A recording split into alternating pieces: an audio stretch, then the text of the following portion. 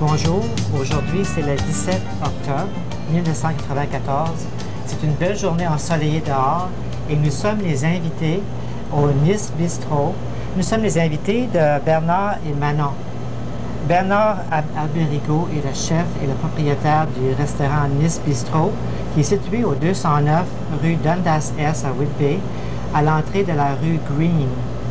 Et Manon, sa femme, travaille ici et elle va participer au programme cet après-midi en nous préparant un dessert qui est une crème au caramel. Le menu aujourd'hui sera un lapin à la mode de Bernard, qui est un lapin fait à une recette niçoise, et aussi ratatouille niçoise. Ces mets sont servis ici au restaurant même, et nous sommes chanceux de pouvoir découvrir les recettes de Bernard. Bonjour Bernard. Bonjour, ça va bien? Merci de vouloir nous inviter à ton restaurant. Merci à toi de... Mes auditeurs vont pouvoir avoir la chance de visiter ton restaurant aujourd'hui, et c'est tout nous autres. OK. Et aujourd'hui, tu vas nous préparer une recette qui est un lapin à la mode de Bernard. C'est une recette spéciale à toi? C'est une recette spéciale qu'on fait ici. Oui.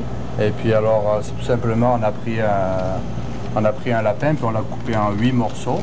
OK. Et puis, on va commencer déjà à faire revenir le lapin, le faire sauter. Et puis après, on va introduire tous les ingrédients. Et puis j'espère que tu vas me donner un petit coup de main aussi. Certain, hein? Je me suis habillé en conséquence, j'ai bien habillé. Je ne serais pas capable de faire ça tout seul. Pour t'aider, certain. OK, alors on va faire chauffer un peu d'huile d'olive. Faire bien chauffer l'huile.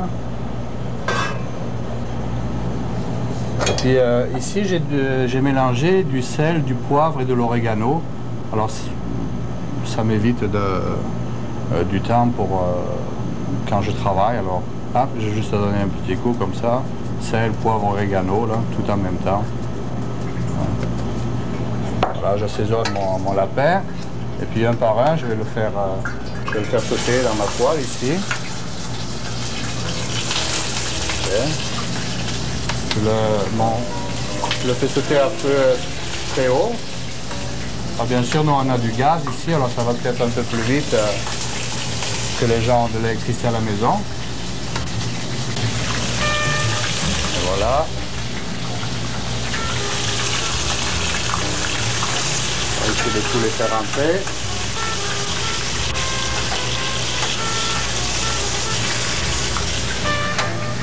Le dernier morceau. Et voilà. Et à Oshawa, Bernard, on peut se procurer un lapin à quel endroit? Actuellement, moi, je les procure d'un Allemand qui cultive les lapins à Coburg. Coburg? Coburg, oui. Coburg, ça. Et puis, on peut les trouver aussi dans à peu près tous les ENP, ils ont du lapin aussi. Et, Nobel Farm, ils ont du lapin aussi. Et puis le lapin aurait une grosseur normale? Oui, on peut prendre une grosseur normale, qui est à peu près 4-5 livres, dépendant. La tête est enlevée. Habituellement, la tête est enlevée. Et puis, ils sont déjà tout nettoyés. On n'a pas besoin de faire aucun travail de Quand tu les nettoyage. achètes, ils sont déjà congelés, là? Non, non, ils sont frais. Ils sont frais. Oui. Ouais. Ouais, ça existe congelé aussi, mais c'est bien de les avoir frais. Alors, je fais sauter mon lapin. Je les fais blondir de chaque côté pendant à peu près, je sais pas moi, 5 minutes.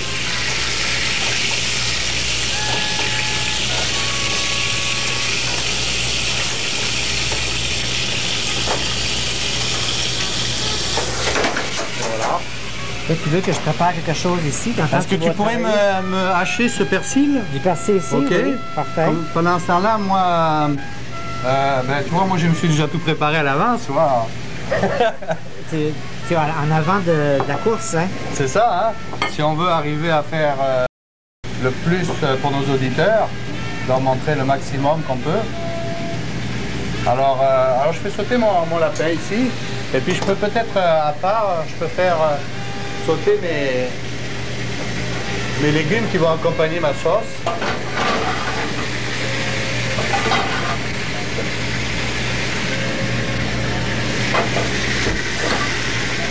Alors je cuisine toujours avec de l'huile d'olive, bien entendu. C'est bon pour le cholestérol. Pour les gens qui ont le cholestérol. Alors pour aller un peu plus vite, je vais faire mes légumes dans 2 poêles, mais on peut le faire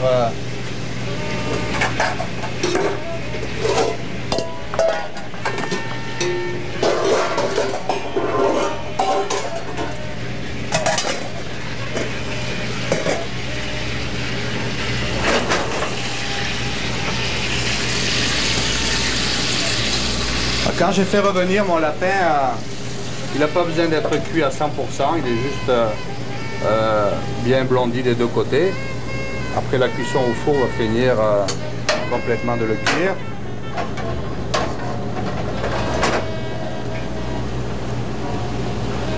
Et en hiver, est-ce que c'est facile de trouver du persil frais l'hiver? Un peu plus difficile. Celui-ci vient d'un jardin d'un client qui a la gentillesse de me donner du persil de son jardin. Il reste pas loin dans la rue ici. Alors des fois quand il a trop de persil, il m'en donne. C'est tous des produits qui ne sont pas alternés par des produits chimiques. Alors je prends mes champignons, j'ai coupé préalablement. Je fais sauter. Voilà, ça fait partie un petit peu de la recette. Et ce que je fais maintenant que mon lapin est un petit peu sauté,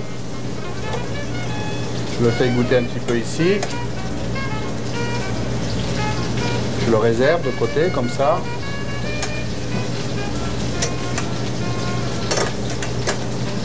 Voilà.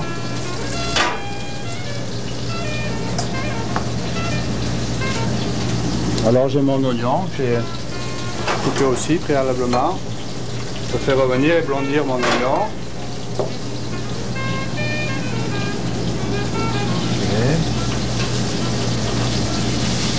Est-ce que tu pourrais m'émietter un petit peu du thym, s'il te plaît? Du thym, oui. oui. Là, j'ai préparé le... Merci. Persil. Dans le persil, je fais un petit peu de thym. Oui. Alors, je fais sauter mes oignons. À côté, je fais sauter mes oignons, puis ici mes champignons. Pardon. Ok. Ok, alors je voulais te faire goûter un peu le vin spécial que j'ai importé de France. Là. De France, oui. C'est un petit Beaujolais, Frontières-Néré. Et puis, c'est un vin qu'on trouve par ici, chez nous, au restaurant. Alors, à ta santé, hein? À ta santé, voilà. Bernard.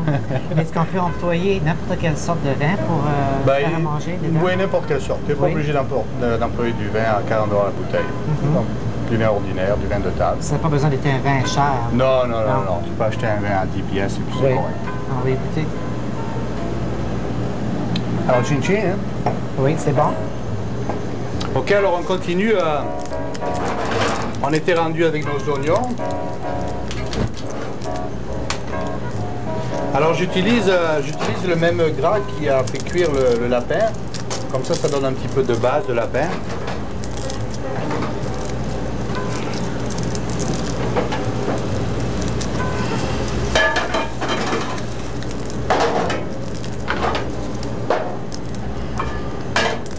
Ah, toujours encore un petit peu d'huile d'olive.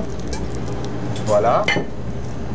Est-ce que tu pourrais m'écraser puis me couper de l'ail, s'il te plaît? De l'ail, oui. Ouais. Tu as besoin de combien d'ail? À peu près 3 gousses. 3 gousses? À peu près. OK. Alors maintenant, je fais sauter mes tomates.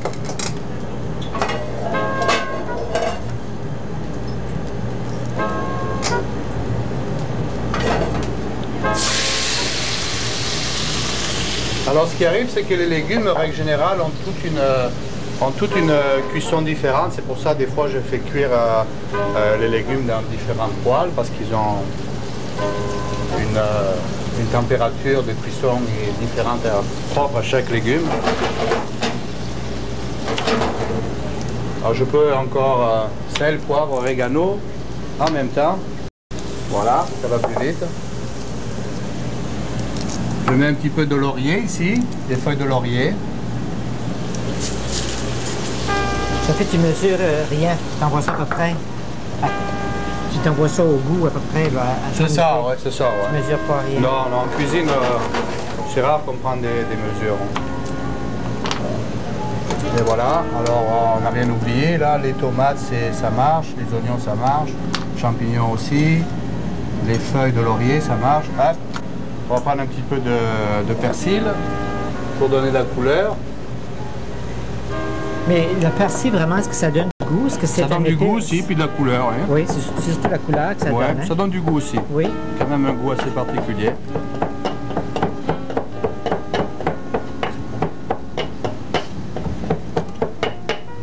Et voilà, le persil, surtout avec des tomates.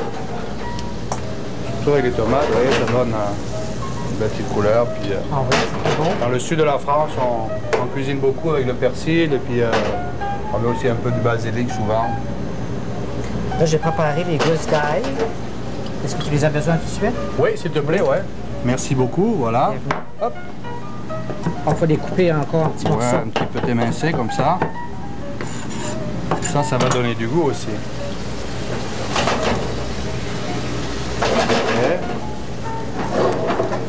Et voilà, je peux mettre mes champignons maintenant si je veux. Ils sont déjà pré-cuits. Et puis maintenant, je mets mes oignons aussi.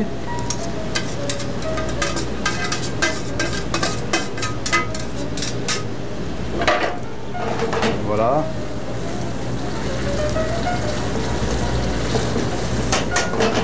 Voilà ce que ça donne à peu près. Ok. Et combien de feuilles de basilic as-tu besoin? Le basilic, ça va être pour la prochaine recette. On va le garder pour la prochaine recette. Je m'excuse. On peut en mettre un petit peu de basilic. Ça fait jamais du mal. Surtout que c'est très parfumé. Okay, je vais attendre d'abord qu'on fait la prochaine recette pour le préparer. Alors maintenant, ma sauce est presque prête. Je mets dessus mon lapin. Comme ça. Et là, je vais asperger avec mon vin rouge. Un quart de litre ou un demi-litre. Ça dépend le degré de votre alcoolisme. Voilà. Et puis je finis tout ça au four. Voilà, je mets ça au four pendant 1 heure. Hop. Voilà, c'est déjà complété. C'est en marche. Oui. Dans 1 heure, on va pouvoir manger. Parfait. Maintenant, nous allons prendre un petit respire. Ok, Et d'accord. puis, on va revenir Comme ça, pour on va faire la boire un petit recette coup, hein. de ratatouille Voilà, c'est un petit niçoise. technicien, hein.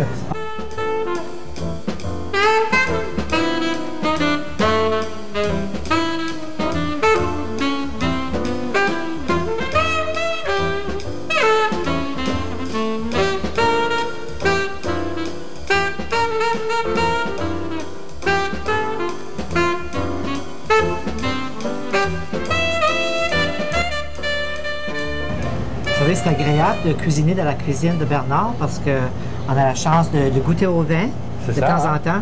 Puis c'est vraiment intéressant.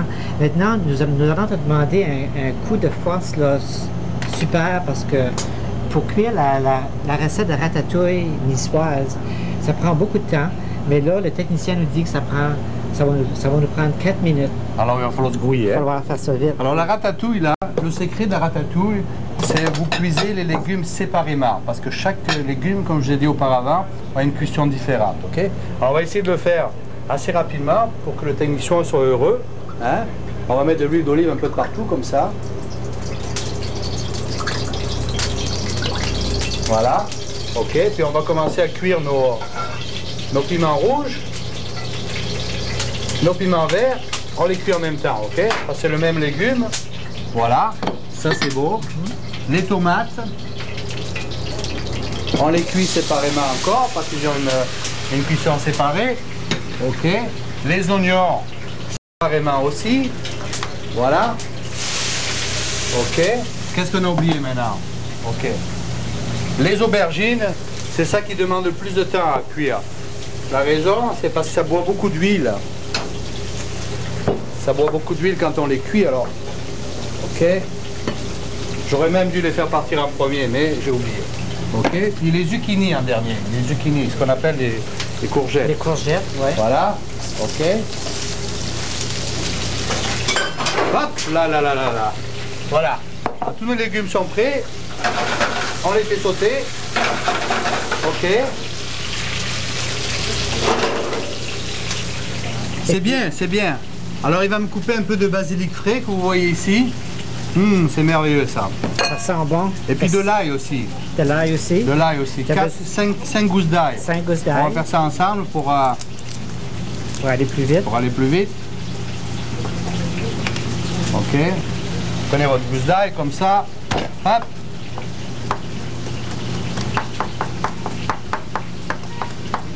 Mais je pense pas que tu pourrais faire ça l'hiver avec des gousses d'ail comme ça de magasin parce qu'ils sont vraiment durs. On peut toujours le faire l'hiver, ça coûte un peu plus cher l'hiver.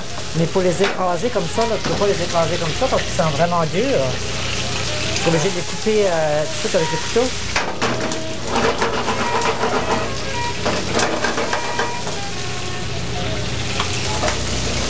Ok, alors comme vous voyez, tous nos légumes sont cuits séparément. Ok, il y en a qui vont cuire plus vite que d'autres, comme les oignons là. Ils sont déjà cuits. Ok, alors je peux les mélanger avec ça ici si je veux. Du temps qu'ils vont finir de cuire, les piments rouges et piments verts vont cuire. Un peu de sel et poivre oregano tout en même temps. Voilà. Ok, mon ail ici. Et quand tous mes légumes vont être cuits, je vais les séparer, je m'excuse, je vais les mélanger tous ensemble. Alors vous allez me demander, comment savez-vous qu'ils sont cuits les légumes? Eh bien, on connaît ça quand on touche les légumes qui sont un petit peu comme ça là. Alors ils sont déjà cuits, vous le voyez. Ok. Alors ce que je fais, je commence à mélanger mes légumes tout en continuant à les cuire. Ici. Les tomates. Voilà. Les zucchini.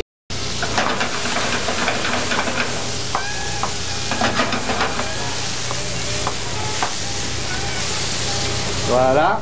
Ok. Théodore va me donner un petit peu de basilic. Parfait, oui. Voilà. Assez? C'est oui. Ça, c'est magnifique. Un petit peu d'ail aussi. Un petit peu d'ail. Parfait, c'est vraiment beaucoup. coloré, c'est beau. Et voilà.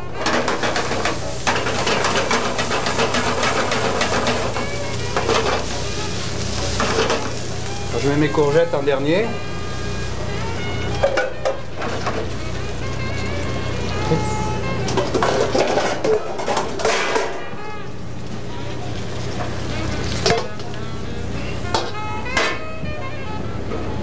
Est-ce que tu mets ça au fourneau à cuire de nouveau ou c'est déjà cuit là, présentement? Oui, ici c'est déjà cuit, mais on pourra le faire réchauffer au fourneau tantôt.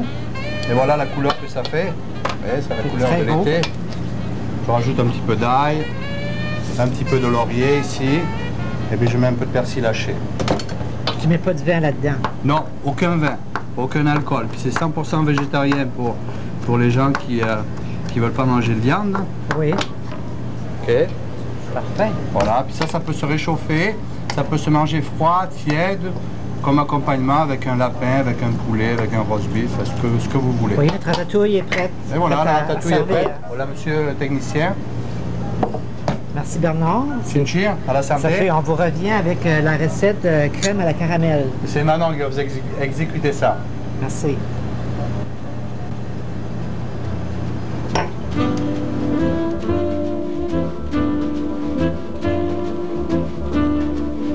Nous allons maintenant changer les décors. Nous sommes rendus au dessert. Puis nous allons faire la rencontre de Manon. Bonjour Manon. Enchantée. Toi, tu travailles tous les jours au restaurant ici. Bien oui. Est-ce que ça t'arrive parfois de faire de la cuisine aussi? Un petit peu, oui. Quand il faut, il faut. Puis là, ce soir, tu vas nous préparer un dessert. Un petit dessert français, oui. Qui est une crème au caramel. Exactement. Oui. Maintenant, tu as tous les ingrédients ici de près. Oui. Puis je vais te laisser commencer. Merci. Est-ce que tu veux que je fasse quelque chose? Oui, j'aimerais bien que tu me casses les 5 œufs ici. Oui.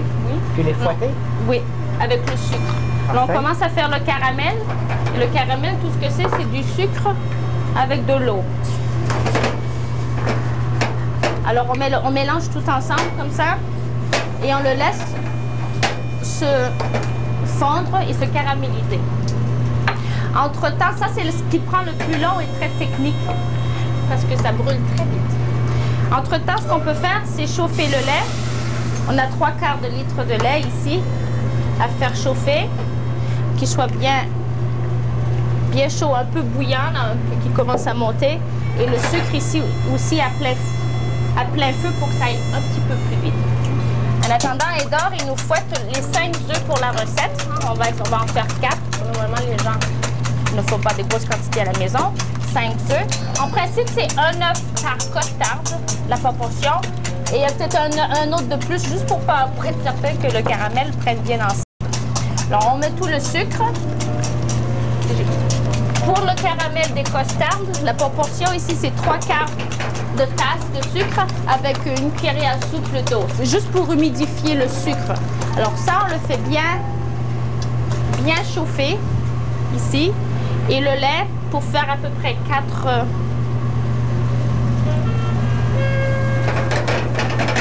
Ça, c'est ce qui prend un petit peu plus de temps parce qu'il faut lui donner le temps de tenir ensemble.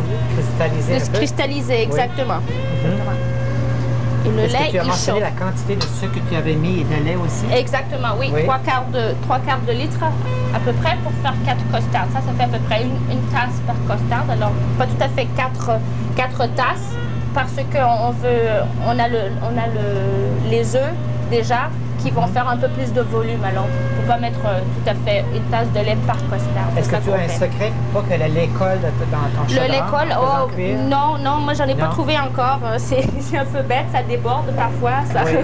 Et ça colle au fond aussi? Un petit peu, oui, un petit peu. Évidemment, ça prend un bon chaudron, quelque chose de bonne qualité.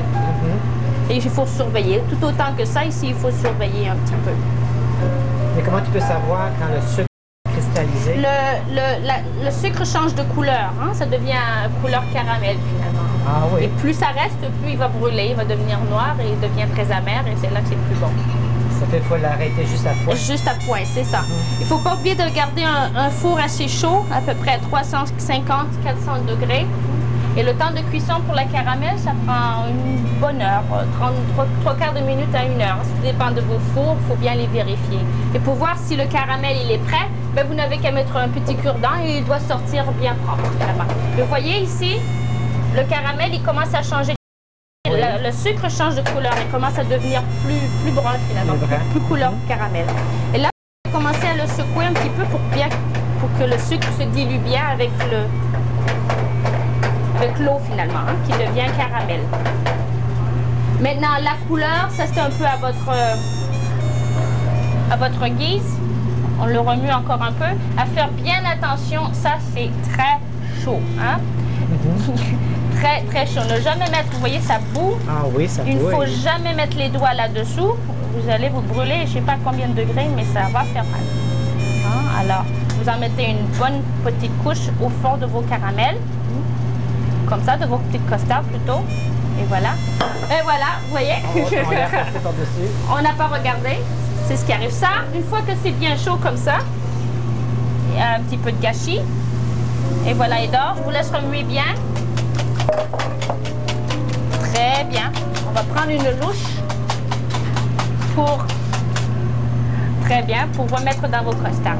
Là, ici, les petits ramequins, je les ai mis dans des plats qui vont au four avec un peu d'eau, hein, qui s'appelle un bain-marie. Pour que finalement... il est trop chaud. Normalement, il faut attendre un petit peu. Petit secret que j'ai oublié de vous dire. Mais comme on n'a pas le temps, on va y aller directement. Mais normalement, votre caramel, il doit refroidir avant de mettre le chaud par-dessus. Par-dessus, hein? On va ici, on peut peut-être attendre pour voir ce que ça veut faire. Oui. Et puis, évidemment, vous les mettez au four. Et c'est tout. Vous les mettez au four pour combien de temps? Pour à peu près 3/4 d'une heure à 1 heure. Oui. Ici, ce sont des fours quand même très chauds. Alors, c'est fait presque en une demi-heure parce que ce sont des fours à gaz. Et pour servir la crème au caramel, tu la sers juste comme ça dans le plat? Dans le plat. On peut le servir dans le plat ou on peut le renverser. C'est un genre de moule. C'est ça, exactement. On prend le couteau et on vous le démoulez sur les côtés, vous renversez sur votre plat. Et votre caramel est servi. Et en tout cas, j'ai hâte de goûter ta crème au caramel. Merci Manon pour ta recette. Merci J'espère encore. que les gens l'ont copié et qu'ils vont l'essayer. J'espère. Merci. Merci. Bravo les enfants! C'était très réussi notre journée du héros. Paul, je peux te parler 2 minutes? Paul, dans ton devoir, tu devais parler d'un héros. Ta composition sur ta mère était très bonne. Moi, je m'attendais à ce que tu parles comme les autres l'ont fait d'un vrai héros, de quelqu'un de courageux, une personne hors du commun.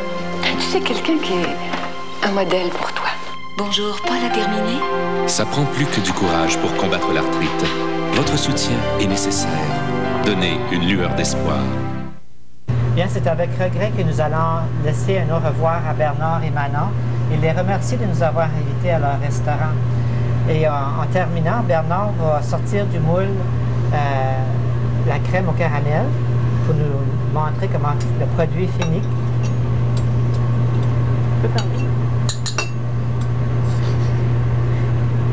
Et voilà. Voilà, c'est beau. Crème caramel finie. Merci. C'est tout simple. Bien, merci Manon d'avoir participé Merci à ce vous. programme. Merci tout le monde. C'est intéressant. J'ai Merci beaucoup à toi. aimé venir ici. Puis le technicien aussi a aimé venir. J'avais comme technicien et directeur Paul Waterman. Merci Paul pour le beau travail. Merci Paul. Merci. On Au revoir, revient les la amis. semaine prochaine avec une autre émission. Bonjour et bonne semaine.